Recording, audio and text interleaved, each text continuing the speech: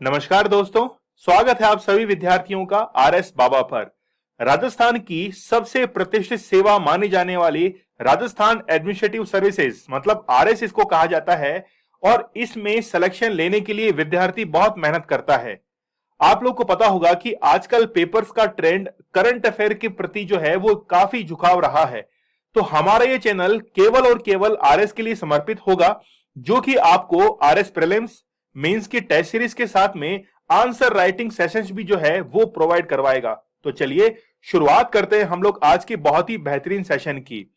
Recently राष्ट्रीय doping रोधी विधेयक जो है 2021 पारित किया गया है और ये जो टॉपिक है ये आपके आरएस मेंस पेपर 2 में सेकेंड यूनिट यानी कि साइंस का जो सब्जेक्ट है वहां पर आप लोगों से डोपिंग की डेफिनेशन पूछी जा सकती है और इसको कैसे रोका जा सकता है ये उपाय पूछे जा सकते हैं। इसके साथ में ही पेपर 3 की यदि हम लोग बात करें तो उसका यूनिट 1 है, जहां पर करंट अफेयर से रिलेटेड क्वेश्चंस को पूछा जाता है। हो सकता है कि आप लोगों से वहां पर पूछे कि राष्ट्रीय डोपिंग रोधी विधेयक की प्रमुख बिंदु जो है वो लिखिए जिसे हाल ही में पारित किया गया है। पेपर 3 की यदि हम लोग बात करें तो यूनिट 3 है स्पोर्ट्स एंड योगा। वहां पर आप लोगों से खेलों से संबंधित जो भी प्रावधान है वो पूछे जा सकते हैं और ये भी पूछ सकते हैं कि डोपिंग का किस तरीके से यूज जो है वो स्पोर्ट्स के क्षेत्र में किया जाता है। और हिंदी में आंसर राइटिंग या फिर हम लोग कहें कि ऐसे राइटिंग जब आप लोग करते हैं तो उसमें भी आप लोगों को काफी हेल्प कर सकता है कि वर्तमान में खेलों के प्रति जो युवाओं का रुझान है और डोपिंग की तरफ बढ़ता हुआ जो कदम है इसको कैसे रोका जा सकता है। हो सकता है कि ऐसे के अंदर आप लोगों को ये पॉइंट्स काफी हेल्प करे। तो चलिए शुरुआत करते हैं हम लोग आज के बहुत ही बेहतरीन सेशन की। हाल ही में लोकसभा में राष्ट्रीय डोपिंग रोधी विधेयक 2021 जो है वो पारित हुआ है। नेशनल एंटी डोपिंग बिल 2021 इसको मंजूरी दे दी गई है।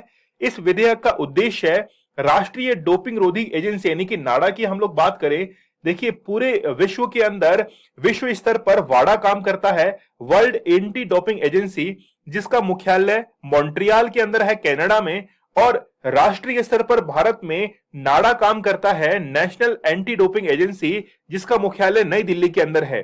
तो इसके द्वारा एक परीक्षण प्रयोगशाला और अन्य डोप परीक्षण प्रयोगशालाओं के संचालन के लिए एक वैधानिक ढांचे का प्रावधान करना इसका उद्देश्य है। तो सबसे पहला पॉइंट ही आप लोग को यहां से ये क्लियर कर लेना है। देखिए डोपिंग जो है वो कई खिलाड़ियों के द्वारा की जाती है, लेकिन बेसिकली इसको लेबोरेटरी के अंदर कैसे टेस्ट किया जाए इसकी जो इंफ्रास्ट्रक्चर है उसकी भारत में बहुत ज्यादा कमी है। तो इसको बढ़ावा देने के लिए हम लोगों ने रिसेंटली क्या किया है कि एक विधेयक जो है 2021 राष्ट्रीय डोपिंग रोधी विधेयक इसको पारित करवाया है। हम लोगों ने मतलब संसद हमारे द्वारा ही चुनी गई है, तो ये मान के चलिए कि हमने ही इसे पारित करवाया है। इस विधेयक में खेलों में संयुक्त राष्ट्र शैक्षिक, वैज्ञानिक और सांस्कृतिक संगठन जैसे यूनेस्को के अंतरराष्ट्रीय जो अभिसमय होते हैं, सम्मेलन होते हैं, इनको प्रभावी बनाने और ऐसे अन्य दायित्वों और प्रतिबद्धताओं के अनुपालन का भी प्रयास जो है वो इसके अंदर किया गया है। तो चलिए जानते हैं इसकी पूरी डिटेलिंग। सबसे पहले देखते हैं कि विधेयक का उद्देश्य क्या है। इसका मुख्य उद्देश्य है एथलीट के जो सहायक कर्मी हैं उनको और अन्य व्यक्तियों को खेलों में डोपिंग संबंधी गतिविधियों में शामिल होने से रोकना है। तो यहां पर आप लोगों के लिए बहुत ही महत्वपूर्ण ये उद्देश्य बन जाता है कि ये जो विधेयक है इसका आखिरकार उद्देश्य क्या है। या फिर ये भी पूछ सकते हैं कि डोपिंग रोधी जितने भी कानून हैं उनका उद्देश्य क्या होता है, नाडा का उद्देश्य क्या है, वाडा का उद्देश्य क्या है, वो आप लोगों से पूछ सकते हैं। डोपिंग की परिभाषा ये हो सकता है कि आप लोगों से पेपर 3 के अंदर स्पोर्ट्स एंड योगा में पूछी जाए। एथलीट्स खेल प्रदर्शन में सुधार करने के लिए कुछ प्रतिबंधित पदार्थ जो हैं उनका उपभोग करते हैं, इसे ही क्या कहा जाता है, डोपिंग कहा जाता है। प्रतिबंधित पदार्थ जो आपकी एनर्जी को बूस्ट अप करे, या फिर हो सकता है कि आप जिस लिमिट में खेलते हैं उस लिमिट को क्रॉस करके आपका शरीर जो है उस चीज के लिए तैयार करे। तो ऐसी दवाएं जो मार्केट में हैं उनका सेवन करना वो अपने आप में डोपिंग कहलाता है और इसको रोकना एंटी डोपिंग जो है वो कहलाता है। इस पारित जो विधेयक हुआ है इसके प्रमुख बिंदु कौन कौन से हैं वो देख लेते हैं। तो डोपिंग पर प्रतिबंध कैसे होगा। यह विधेयक एथलीट के जो सपोर्टर्स होते हैं यानी कि असिस्टेंट्स होते हैं, कर्मचारी होते हैं और अन्य लोगों को खेलों में डोपिंग से प्रतिबंधित करता है। सपोर्ट कर्मचारियों में कोच हो सकता है, ट्रेनर हो सकता है, मैनेजर हो सकता है, टीम स्टाफ हो सकता है, मेडिकल कर्मचारी होते हैं, जैसे मान लीजिए फिजियोथेरेपिस्ट हैं, क्रैम्प आ गया है, कहीं पे कोई चोट लग गई है, उनको एक्सरसाइज वगैरह करवाते हैं। एथलीट्स के साथ काम करना, उनका उपचार और सहयोग करने वाले जो अन्य लोग हैं, वो सभी जो है वो सपोर्ट कर्मचारियों के अंदर शामिल होते हैं। इन लोगों को यह सुनिश्चित करना होगा कि एंटी डोपिंग नियमों का उल्लंघन नहीं हो रहा है, जिसमें निम्नलिखित जो है वो बिंदु शामिल है। तो बेसिकली ये जो कर्मचारी साथ में काम कर रहे हैं, कोच है, ट्रेनर है, इनको ये चीज डिसाइड करनी होगी कि जो खिलाड़ी खेल रहा है वो कहीं प्रतिबंधित दवाओं का सेवन तो नहीं कर रहा है। पॉइंट्स क्या क्या है इसके अंदर वो देख लेते हैं। एथलीट के शरीर में प्रतिबंधित दवाओं यानी कि पदार्थों या उनके मार्क्स की मौजूदगी सबसे पहले ये चेक करें। दूसरा है किसी प्रतिबंधित पदार्थ या पद्धतियों का इस्तेमाल या फिर इस्तेमाल की कोशिश या उनके कब्जे में होना। तीसरा है सैंपल देने से इनकार करना। कई बार होता है कि ब्लड सैंपल देने से वो इनकार कर देते हैं क्योंकि उनको पता है कि मैंने दवाओं का सेवन किया है, और यदि वो सैंपल के अंदर इसको प्रूव कर दिया गया है तो उसके खेल पर प्रतिबंध लगाया जा सकता है। जैसे आप लोग को पता होगा रशिया का एग्जाम्पल, जो रशियन प्लेयर्स थे उन्होंने बहुत ज्यादा डोपिंग का यूज किया था, जिसके चलते रशिया को ओलंपिक से भी बाहर कर दिया गया था। भारत के अंदर भी कई जो पहलवान हैं, रेसलर जो हैं या फिर वेट लिफ्टर जो हैं, वो भी कई बार इसके शिकार पाए जाते हैं। नेक्स्ट देखिए चौथा पॉइंट क्या कहता है। प्रतिबंधित पदार्थ या पद्धतियों की तस्करी या तस्करी की कोशिश करना, इसके बाद में ऐसे उल्लंघन करने में मदद करना या फिर उसे छिपाना भी अपने आप में क्या माना जाएगा, एक अपराध माना जाएगा। अगला देखिए, अगर किसी एथलीट को अपनी मेडिकल जरूरत के लिए प्रतिबंधित पदार्थ या पद्धति का उपयोग करना हो तो वह नेशनल एंटी डोपिंग एजेंसी में थेराप्यूटिक यूज के लिए छूट का आवेदन कर सकता है। इस टर्म को आप लोग याद करना, हो सकता है कि आपको स्पोर्ट्स एंड योगा के अंदर केवल ये टर्म दे दी जाए और पूछा जाए कि थेराप्यूटिक यूज क्या होता है। ये यूज वो होता है जिसमें एक निश्चित मात्रा के अंदर जो प्रतिबंधित दवाएं हैं उनका प्रयोग नेशनल एंटी डोपिंग एजेंसी की जो परमिशन है उसकी सहायता से किया जा सकता है। आप लोगों को मैं एक एग्जांपल बताता हूं। पृथ्वी शॉ का आप लोगों ने नाम सुना होगा, जो कि अंडर 19 के अंदर क्रिकेट खेलते हैं। उन्होंने खांसी की दवा ली थी और उस खांसी की दवा के अंदर अल्कोहल मौजूद था और उसके तुरंत बाद ही वो क्रिकेट खेलने के लिए चले गए थे। जब उनका एंटीडोप टेस्ट हुआ तो उसके अंदर वो अपराधी पाए गए थे, लेकिन फिर बाद में कोर्ट के अंदर ये क्लियर हुआ कि बेसिकली इन्होंने वो दवा जो है खांसी की दवा वो ली थी। नेक्स्ट देखिए, यदि उल्लंघन किया है तो उसका क्या परिणाम होगा। अगर कोई एथलीट या एथलीट का सपोर्ट कर्मचारी एंटी डोपिंग नियमों का उल्लंघन करता है तो उसके निम्नलिखित परिणाम हो सकते हैं। क्या परिणाम है? पहला परिणाम है कि डिस्क्वालीफाई जो है उनको किया जा सकता है, जिसमें मेडल, पॉइंट्स और पुरस्कार को जब्त करना शामिल है।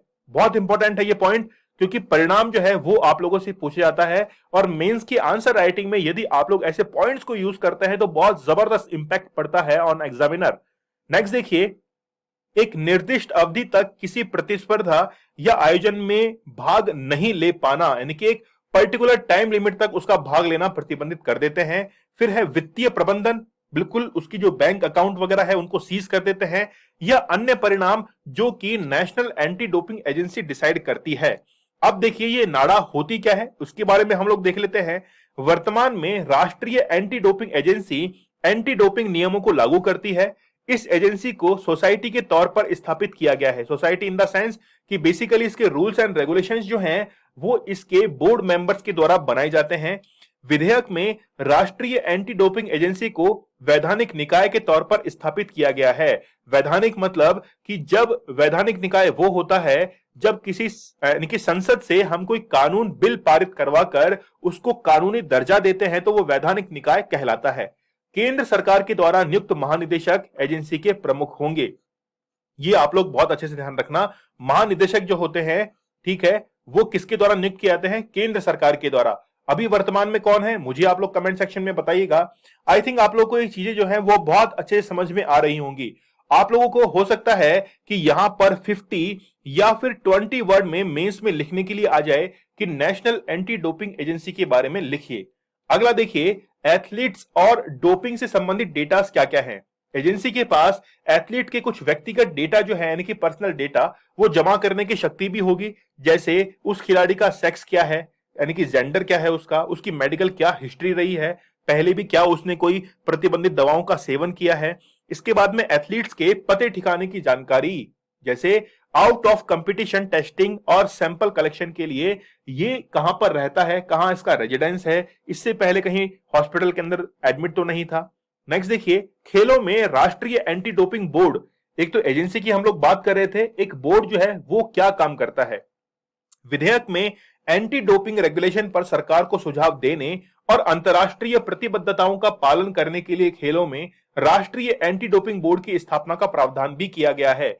जैसे खेलों में कैसे सुधार किया जाए, या फिर जो खिलाड़ी डोप का यूज करते हैं, डोपिंग करते हैं, उनको कैसे रोका जाए, कौन कौन सी नई टेक्नोलॉजी जो है उसको इंट्रोड्यूस करवाया जाए, इसके बारे में पूरी जो सलाह है वो इसी बोर्ड के द्वारा दी जाएगी। यह बोर्ड एजेंसी की गतिविधियों का निरीक्षण करेगा और उन्हें निर्देश जारी करेगा। तो एजेंसी यानी कि नाडा जो है उसके ऊपर हम लोग इसको मान सकते हैं। तो नाडा के ऊपर बेसिकली एक बोर्ड जो है वो रहेगा जो कि उसका पूरा निरीक्षण करेगा और उसे डायरेक्ट भी कर सकता है कि आप लोगों को कुछ इस तरीके से काम करना है। नेक्स्ट देखिए, डिसिप्लिनरी और अपील पैनल। तो एंटी डोपिंग नियमों के उल्लंघन के नतीजों को निर्धारित करने के लिए बोर्ड एक राष्ट्रीय एंटी डोपिंग डिसिप्लिनरी पैनल भी बनाएगा। तो तीन चीज हो गई, एक तो नाडा को वैधानिक दर्जा, उसके बाद में एक एंटी डोपिंग बोर्ड होगा जो कि निर्देश देगा, और तीसरी चीज हो गई कि national anti doping disciplinary panel जो है एक समूह या एक ग्रुप, एक कमिटी हम लोग कह सकते हैं। पैनल में एक चेयरपर्सन और 4 जो है वो वाइस चेयरपर्सन रहेंगे और 10 सदस्य रहेंगे मेडिकल प्रैक्टिशनर, है ना। जैसे मान लीजिए कि जो रिटायर हो चुके हैं, जो स्पोर्ट्स के क्षेत्र में काम करते थे, डॉक्टर्स वगैरह, फिजियोथेरेपिस्ट हैं, उनको इसमें शामिल किया जाएगा।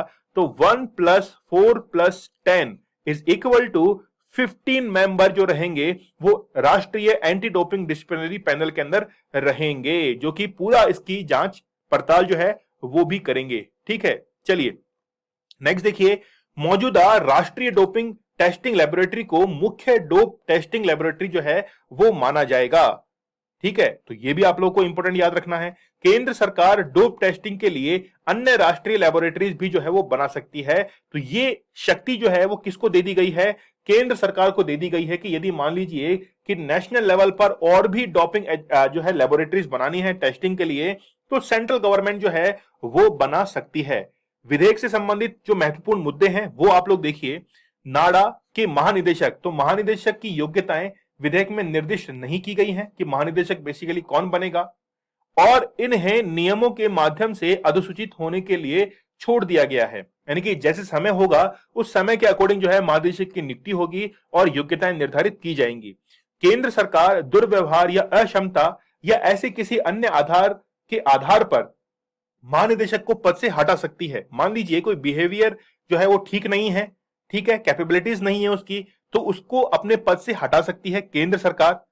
इन प्रावधानों को केंद्र सरकार के विवेक पर छोड़ने से महानिदेशक की स्वतंत्रता प्रभावित हो सकती है। देखिए बेसिकली केंद्र सरकार की कठपुतली जो है वो महानिदेशक को माना जा सकता है। हो सकता है कि वो उस काम को करने में ज्यादा ही सक्षम हो, बहुत जबरदस्त काम कर रहा हो, लेकिन केंद्र सरकार को उससे प्रॉब्लम हो रही हो।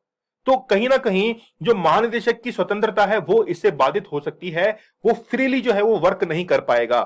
पद से हटाने की शक्ति किसके पास में है, तो विधेयक के तहत बोर्ड के पास में अनुशासन पैनल और अपील पैनल के सदस्यों को उन आधारों पर हटाने का अधिकार है जो विनियमों द्वारा निर्दिष्ट किए जाएंगे और विधेयक में निर्दिष्ट नहीं है। ठीक है, तो बेसिकली बोर्ड है, पैनल है या फिर अपीलीय पैनल जो है वो डिसाइड ये करेंगे कि किस आधार पर जो है वो इनको हटाया जाएगा, लेकिन बेसिकली कोई इंस्ट्रक्शन इनके लिए नहीं लिखे हुए हैं। इसके अलावा उन्हें सुनवाई का अधिकार नहीं दिया जाएगा। सुनवाई का मतलब जैसे अपना पक्ष रखने का जो है वो कोई अधिकार इनके पास में नहीं होगा। हटा दिया है मतलब हटा दिया है, देयर इज नो एक्सक्यूज। यह इन पैनलों के स्वतंत्र कामकाज को प्रभावित कर सकता है। तो ये अपने आप में मुद्दे हैं जो कि आगे जाकर एक बर्निंग इशू बन सकते हैं कि महानिदेशक की स्वतंत्रता जो है वो इस चीज से बाधित रहेगी। यदि हम लोग अंतरराष्ट्रीय स्तर पर बात करें तो काम करती है संस्था कौन सी, वाडा। और वाडा के हेडक्वार्टर्स मैंने आप लोग को बताए थे कि मॉन्ट्रियल कनाडा के अंदर जो है इसके हेडक्वार्टर्स स्थित हैं। नवंबर 1999 में अंतरराष्ट्रीय ओलंपिक समिति के अधीन विश्व डोपिंग रोधी एजेंसी यानी कि वाडा की स्थापना की गई थी। वाडा को खेल में डोपिंग के खिलाफ यूनेस्को अंतरराष्ट्रीय सम्मेलन 2005 के द्वारा मान्यता प्राप्त है। इट्स अ वेरी इंपॉर्टेंट, ये बहुत इंपॉर्टेंट है क्योंकि स्टूडेंट प्रीलिम्स में इस चीज को आइडेंटिफाई भी नहीं कर पाएगा कि यूनेस्को के द्वारा इसको मान्यता प्राप्त है। तो यूनेस्को अंतरराष्ट्रीय सम्मेलन जो कि 2005 में हुआ था, उस समय इसको मान्यता दी गई थी। वाडा की प्राथमिक भूमिका सभी खेलों और देशों में डोपिंग रोधी नियमों का विकास, सामंजस्य और समन्वय स्थापित करना है। तो ये इसका कार्य हो गया। तो नाडा और वाडा में क्या डिफरेंस है कार्य पद्धति के अंदर, वो आप लोगों को बहुत अच्छे से ध्यान में रखने हैं। नवंबर 1999 में अंतरराष्ट्रीय ओलंपिक समिति के अधीन वाडा की स्थापना जो है वो की गई थी। वाडा को खेलों में डोपिंग के खिलाफ यूनेस्को, ये अभी हम लोगों ने देख लिया है, ठीक है। ये इसका कार्य के अंदर यानी कि वर्क यदि पूछा जाए इसका, तो आप लोग इसमें अच्छे से लिख सकते हैं।